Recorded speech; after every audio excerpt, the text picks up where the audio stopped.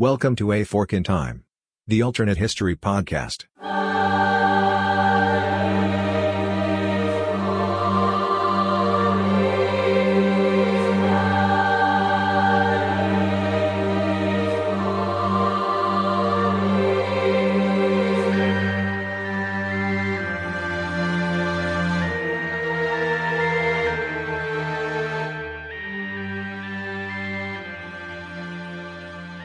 Welcome back to A Fork in Time, the alternate history podcast. Don sitting in the host chair today, recording this very special intro to sort of a very special episode. This recording is being done on February the 25th, 2022, which is also going to be the release date of this episode. And the reason today is significant is for a number of reasons in my life. It also happens to be my father's birthday. But the particular significance of today is this is Alexis's wedding day. As you know, A Fork in Time came to exist as a result of Alexis and I having a joint desire to put a podcast together that was about history, particularly alternate history, which is something that we've shared and we've enjoyed that journey now for almost 3 years together. And so today, on this day of her wedding, I wanted to release actually the first episode that she and I recorded together. So for those of you that have been with the podcast since its inception or for a long time, you probably have already heard episode number 2, which is No Round Tables. But the purpose of this is to republish that episode because it has nostalgic value as it was the first episode that she and I recorded together. So if you haven't listened to the episode or heard that episode before, this is your chance to hear the episode. If you have, you don't need to listen to it because it's exactly what we published then. But I wanted to re-release that today just in honor of her special day and to recognize her special role in the creation of this thing we call A Fork in Time, what transitioned to also include the room where it happened, and to just recognize that today is a special day in our family life and particularly in her life. Looking forward to seeing how things develop in the relationship that she has with her husband-to-be, who we've come to grow to love. And so we're very happy on this particular day. The other thing I wanted to do is if you're a long-time listener to the podcast and you've enjoyed her contributions over time, and she's not going away. She's just been a little bit busy, as you might guess, with the wedding, and we'll be here for a couple more months afterwards, but she'll be back in full swing soon. Visit our website. I'm going to set up a special link there. You'll also find it in the show notes release here. That'll go directly to our forum. And just put a note there, something that she can see and something that she can appreciate, maybe a favorite episode that you've enjoyed or just whatever might be a word of encouragement. I would appreciate that, not only as the co-founder of the podcast, but more importantly, as her dad. So again, I hope you, if you haven't listened to this episode before, I hope you enjoy No Round Tables. Have a great day. Welcome to A Fork in Time, the alternate history podcast. I'm Don Shelley. Joined today by my very special co-host. She also happens to be my daughter. That's Alexis Shelley. How are you doing today, Alexis? I'm great. Thanks for having me. Yeah, you will see Alexis appear prominently on the podcast, and it will probably almost always center around one particular type of topic. And the reason for that is my daughter, who is a native Texan and is a United States citizen, has an affliction. Alexis, what is your affliction? I am a proud, I will not apologize for it, Britophile. She's a Britophile. Now, I didn't hear her say Anglophile, so there's probably some little distinction that I don't even understand in that community that she probably can explain to you. But although I am very much a fan of history, as is Alexis, by far, Alexis greatly enjoys English history, British history. I know that that's not the same thing, and we won't chase that rabbit here today. But she's going to be joining me frequently as a co-host on A Fork in Time, and I'm glad to have her today, particularly for the topic that we're talking about today. For most of you, and it certainly would be probably true for me, Alexis, what do you think most people would think of if I say King Arthur? I have Orlando Bloom and Keira Knightley popping in my head. You know, Guinevere and Round Table and Knights. You know, something along that vein. Some legends. Maybe some misty cliffs somewhere. This magician guy named Merlin running around, a sword and a stone, all kinds of other things. Sort of the typical things that we know as the quote-unquote Arthurian legends. Mm-hmm. We know perhaps there was a historical King Arthur. I've seen and read things on that before. But we do know from reality outside of the mythical King Arthur Was there ever a real King Arthur in the history of England? No. No. So the history of England, the kings of England go back for over a millennia. Yes. Well, the queens of England too. That's a whole other story. But go back for over a millennia, but none of them happen to be named Arthur. No. Okay. But there could have been a King Arthur. There could have been. There could have been a King Arthur. In fact, that's going to be the topic of our show today, which is I think one of the legends around the mythical King Arthur is the once and future king. We may call this one the once and never became the king in the case of King Arthur here. So as the podcast is new, some of you may not understand sort of the format that we'll generally use. So this is probably a good time to talk about how we do that. The concept of a fork in time is what would happen if at a particular moment in time something was changed. So you might call that the moment of deflection. You might call that the moment that the timelines diverged. And so what we will typically do on a fork in time is that we will pinpoint that particular moment in time, and then we will talk about sort of the two paths that existed. We'll sort of always start by giving a background and understanding of what I'll dub, for lack of a better term, real history. In other words, the real path that history went down. In other words, the event that is the deflection point occurred or didn't occur, as the situation might be. And then we'll pursue the other path, the other fork in the road of time, which would be if that event had occurred differently. And so while there's a lot of different ways to approach alternative history, or what historians call counterfactuals, looking at the what-ifs of history, which is what the podcast is all about, we're always going to try to look at a particular moment, a particular event, and then look at how the two paths would have diverged from that event. Now, what that doesn't mean is that just because you initially went left when history and reality went right, doesn't mean that eventually a road or a detour might not have taken it back to the same place. Sometimes the detour may be short. I think we'll discover when we talk through other things, the detour sometimes may be long. And that's why exploring the what-ifs can be an interesting thing there. So as a starting point, we're going to focus around, and we've agreed that our counterfactual what-if, the fork in time, is actually going to be the death of this person who would have been King Arthur. Yes. And so if we're getting in the Wayback Machine and traveling back in time, what year are we going to have to find our way back to? Well, eventually we're going to end up in 1502. 1502. So this is the early part of what we think of as being the 16th century. England, April the 2nd, 1502, particularly is the date of Arthur's death. What is the state or the situation of England, and where's it come in sort of in the last, let's say, 100 to 150 years? Sure. So Arthur is the son, he's the first son of Henry VII and his wife Elizabeth. Henry VII is actually the founding member of his dynasty. He founds the Tudor dynasty. He's the first monarch in that dynasty. And that comes at the end of a long series of struggles that actually is termed in history the War of the Roses. Henry VII actually is a descendant of the Lancastrian line, which is represented by a red rose, and he is married to the daughter of Edward IV, who is the last Yorkist king. The Yorks are represented by a white rose, so hence the War of the Roses. And through the marriage of Henry VII and Elizabeth of York, they actually combine those two dynasties. Actually, his symbol is a white rose and a red rose put together, making the Tudor rose, which you might have seen. Okay, so he doesn't choose the pink rose for reasons that may be lost to history, but so Henry is an important, Henry VII, a lot of Henrys that held the throne in England. Yes. Henry VII. We'll get to them. Yeah, we'll get to them, yes. But Henry VII is important because of his role in ending that, I guess for lack of a term, you could call it a civil war of a degree, but it was basically a series of wars of succession. Correct. Over the English throne.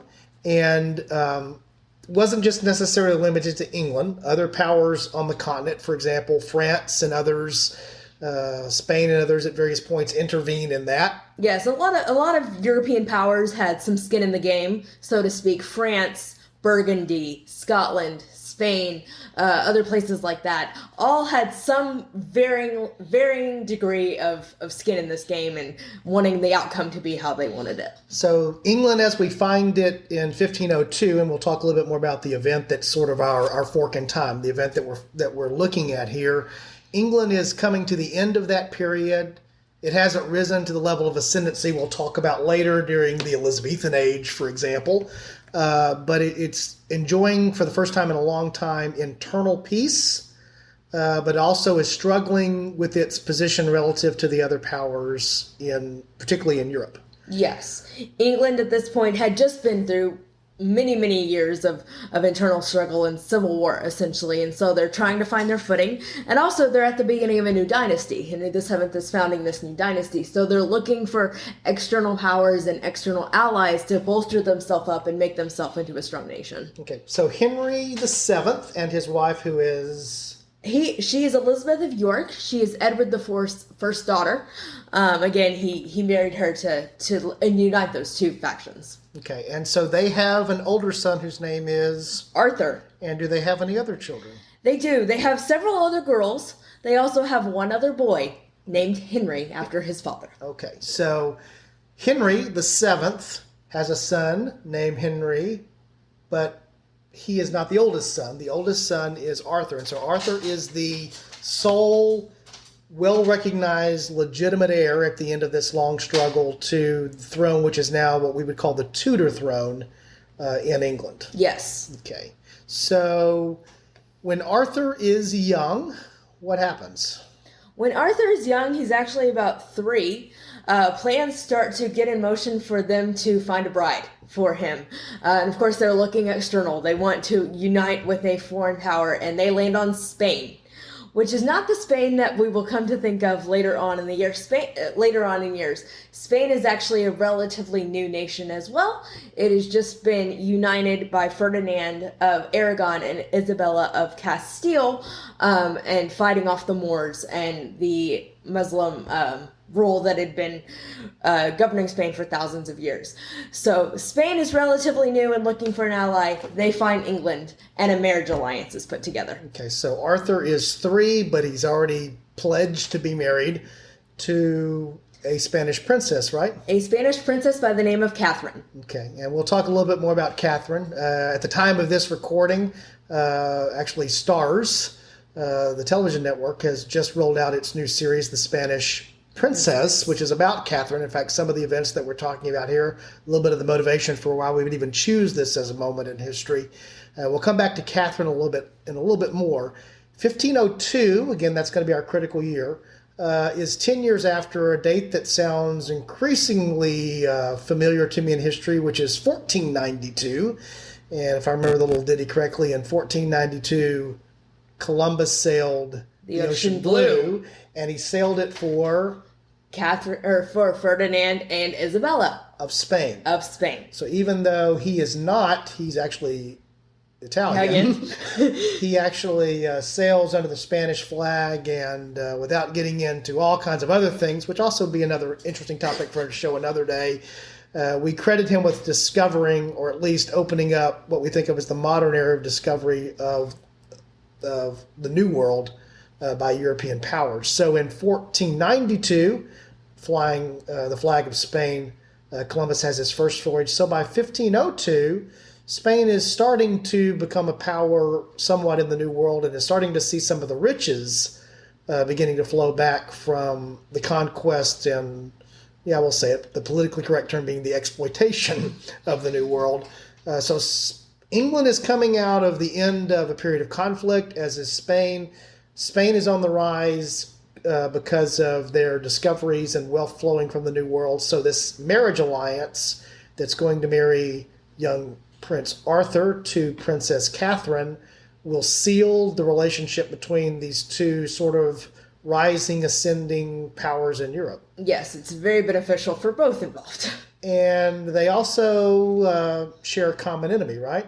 They do. Their common enemy, of course, is France, which is the other big important European country at this time. Yeah, and one of the other alliances that exists at that time is France is backing what is still an independent nation that's on the British Isles, and that nation would be... That nation would be Scotland.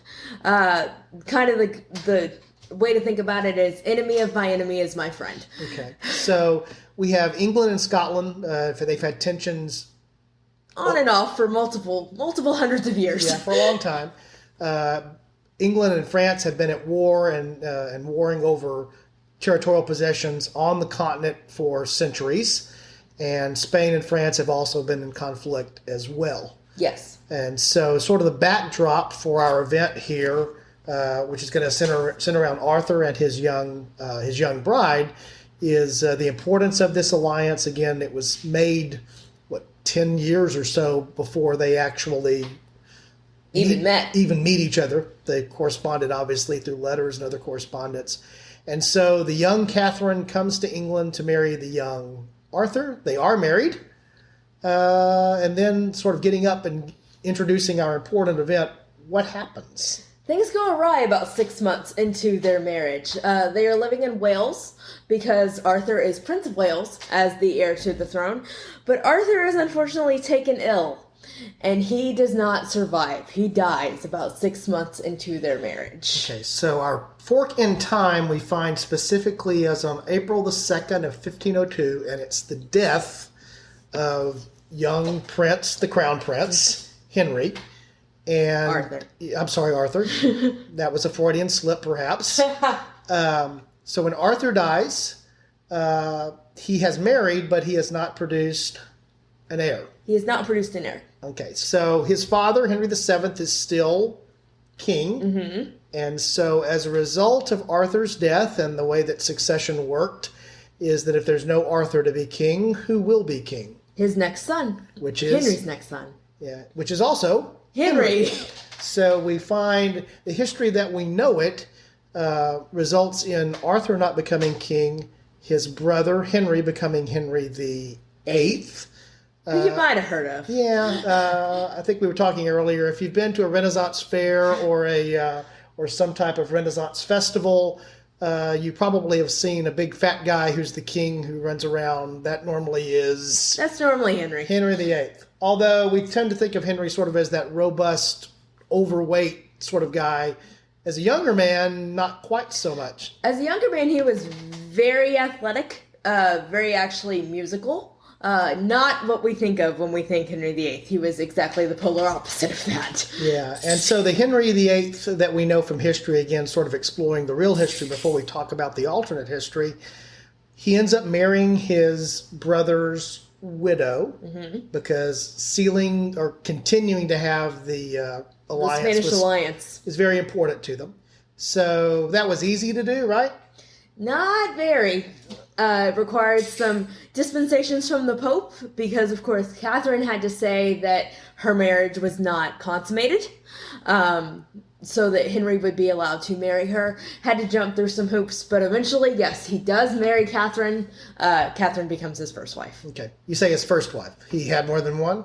He had 6. He had 6. Oh, yeah. That's. I will tell a little story on my daughter. She has a coffee mug that when you put hot liquid into it, do the wives disappear or do they appear? The wives disappear, and it actually shows their fates. Okay, so the fact that you can actually need to have a coffee mug to remind you how 6 different women who at various points were married to the King of England tells you a lot about what it was to be Henry's bride. The big issue, as we know from history, is that Henry and Catherine, then Henry and his subsequent wives, are never able to produce a living male heir. And so what does that produce in our real timeline of history? What does that eventually lead to? So ultimately, that leads to, of course, Henry VIII. He does produce one male heir, Edward VI, who lives for about 15 years, but that's not a long time. And especially not a long time given how long Henry lived. Edward VI only ruled for about 6 years, but he was the only son.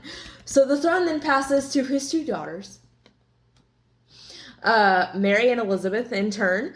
But Elizabeth, of course, Elizabeth I is known as the Virgin Queen, meaning she never marries, she never has children. So on her death, the throne actually passes to her cousin by another child of Henry VII, the daughter actually, who had gone up north and married the Scottish king.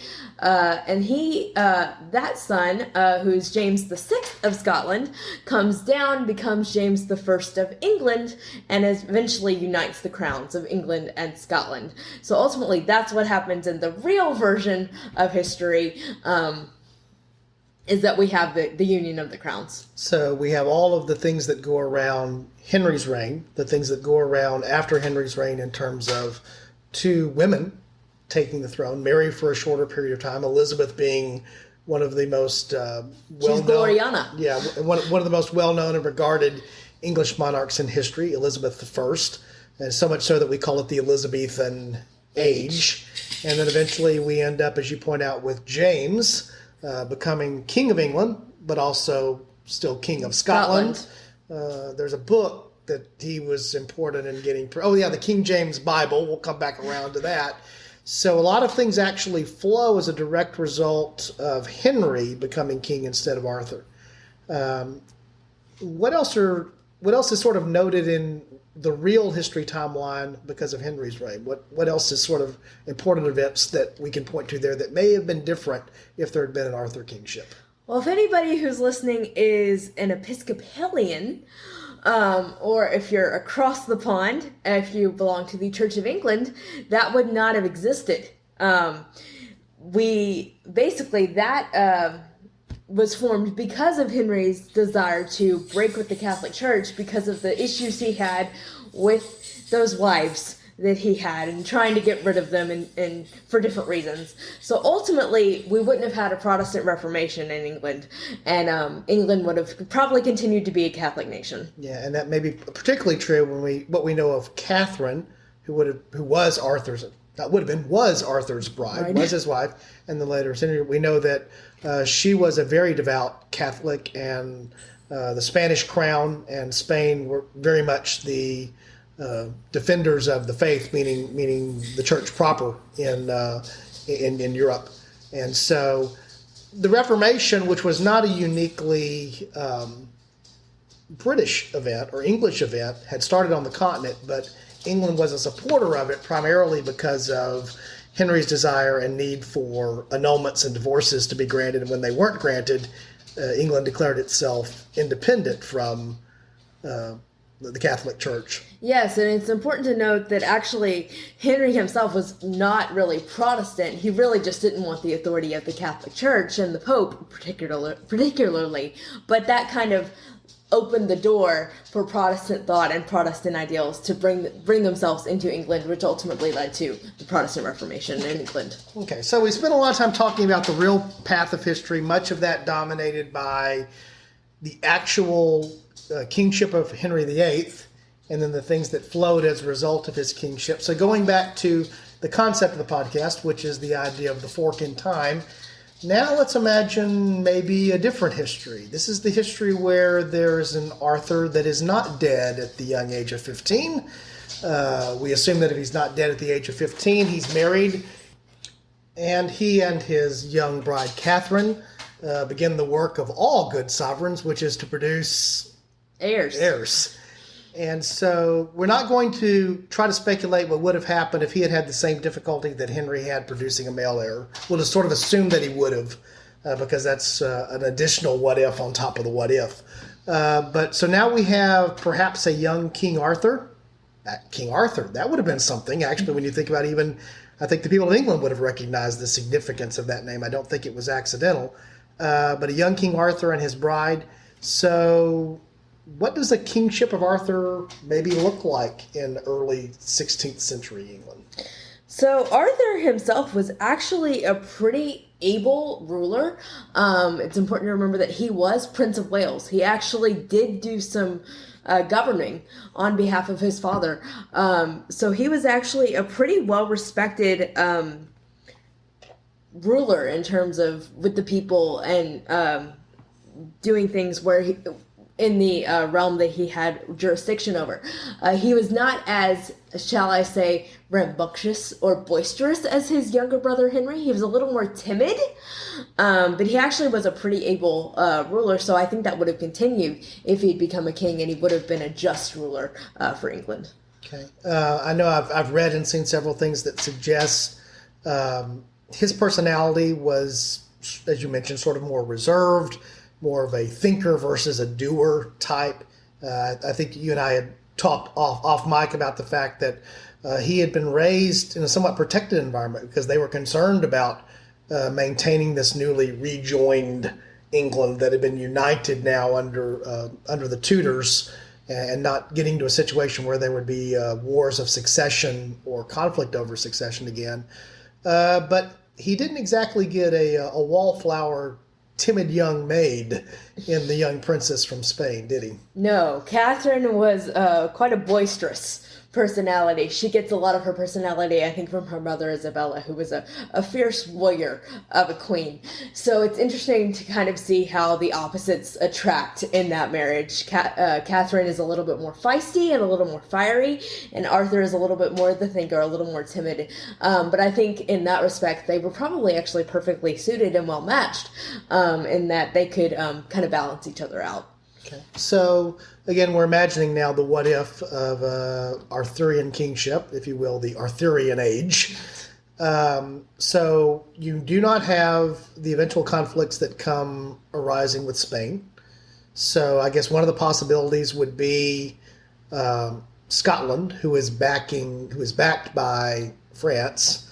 I think most historians would agree that probably Arthur would have taken some type of action to get that situation into a little bit different state than what it was in actuality, right? It's possible that Arthur might have invaded Scotland, or at least tried to subdue it a little bit, with the backing of Spain, and that also France would have seen Spain as somebody they didn't want to mess with, and so would have left England alone. Yeah, so you might have seen a situation where eventually, in the real path of history, England and Scotland become united as a result of the issues with succession and Elizabeth not having an heir, and so eventually James VI becomes James I.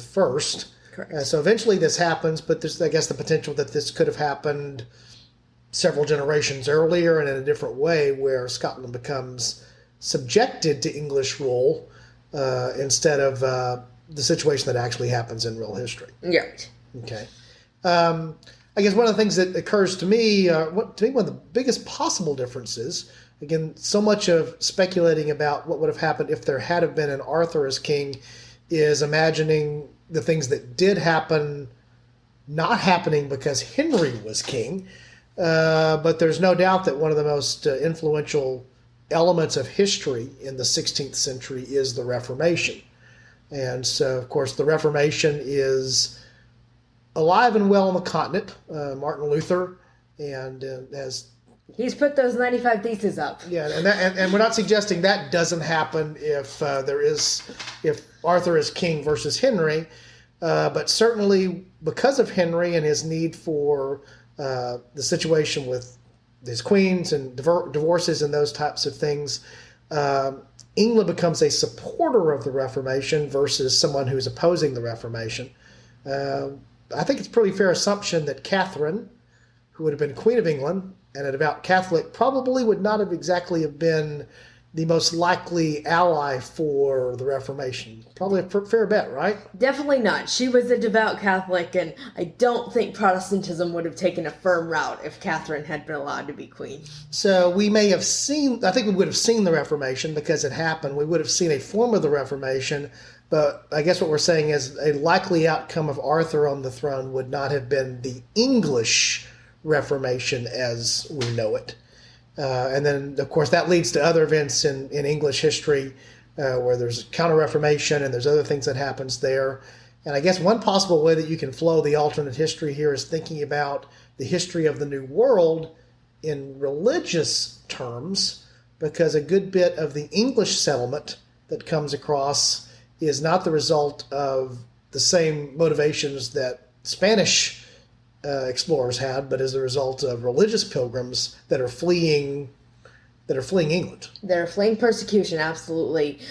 Spain is coming over for conquest, of course. They want the riches, whereas English settlers are fleeing because of religious persecution. So it's possible that if Arthur had been allowed to rule and with Catherine at his side, we would have had a different religious landscape in England, and we might not have seen the religious persecution and the fleeing that we would have seen to the New World. So one possible outcome of this sort of turning left on the road of history instead of the road or the right at this particular breaking point would be the impact on what we might think of as American history, if there would have even been something that we think of as being American history with a little bit of a difference there.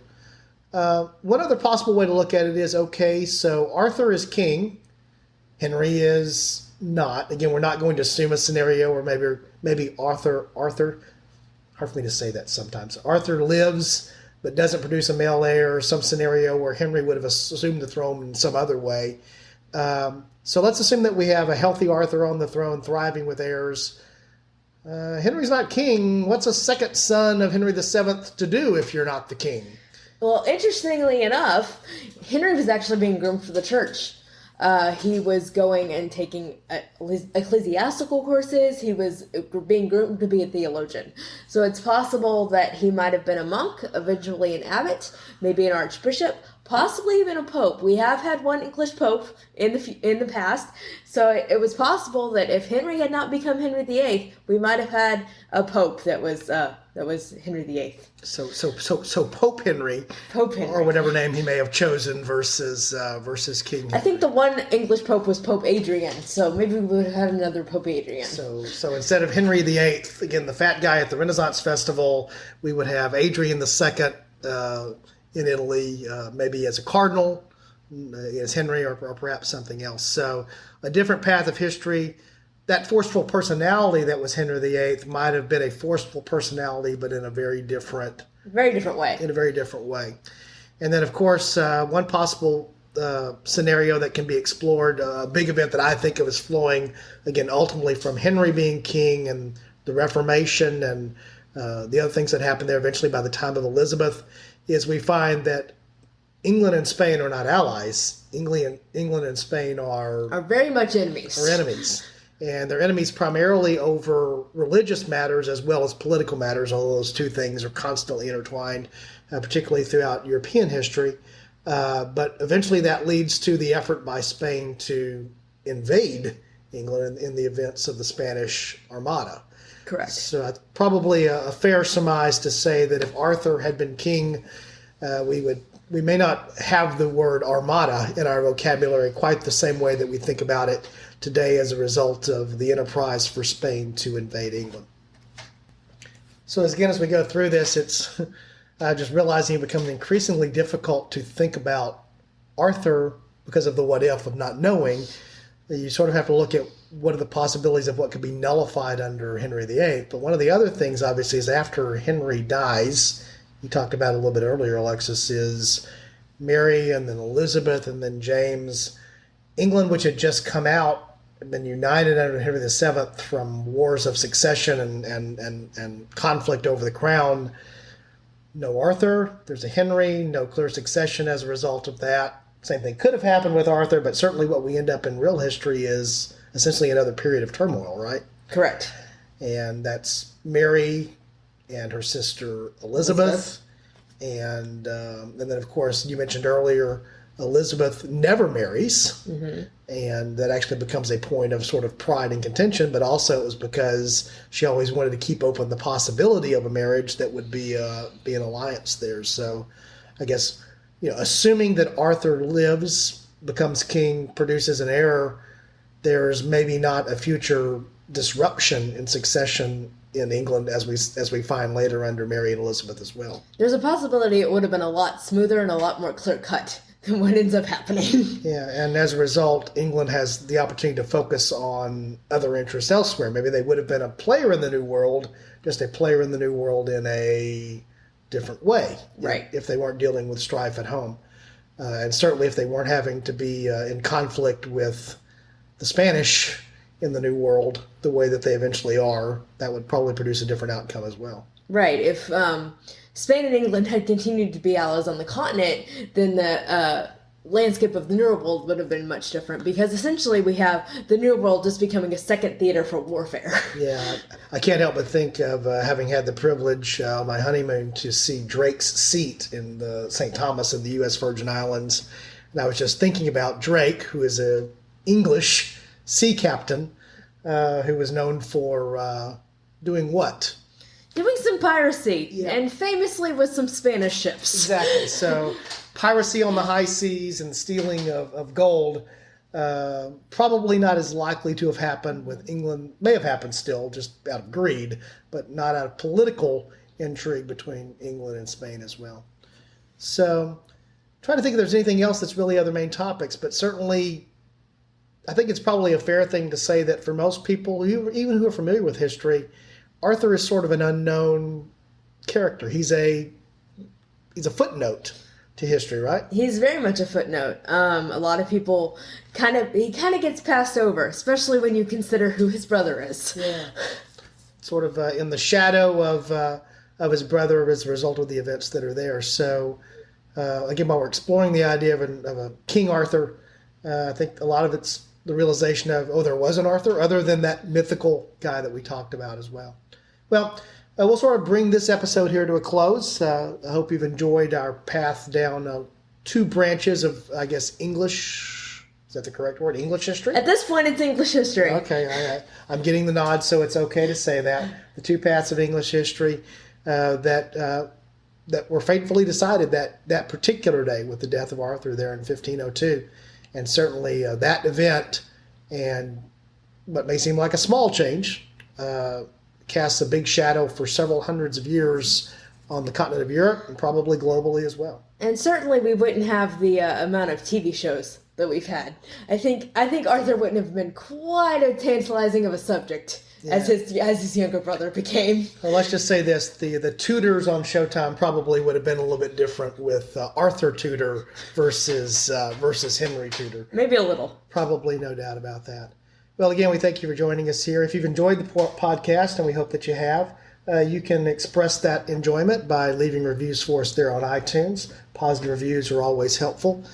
Should also mention that you'll see in the show notes there that we have a Patreon page as well. So if you're interested in helping to support the podcast, you can be a supporter there, and that includes the ability to provide financial support if you'd like to. Leave that up to you as well, but all that information can be found on our Patreon page.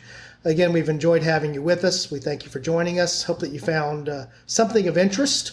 You learned something today, and realized that, as is always the case, small events, a little drop of a rock in the pond, can have a big ripple throughout history. So thanks for joining us here on A Fork in Time, and we look forward to seeing you again soon. Thanks.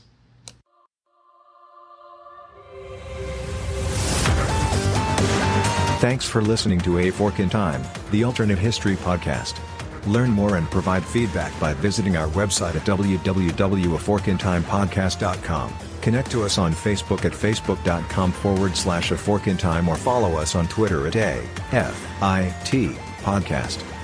If you want to support the show financially, visit our Patreon page at patreon.com/aforkintime.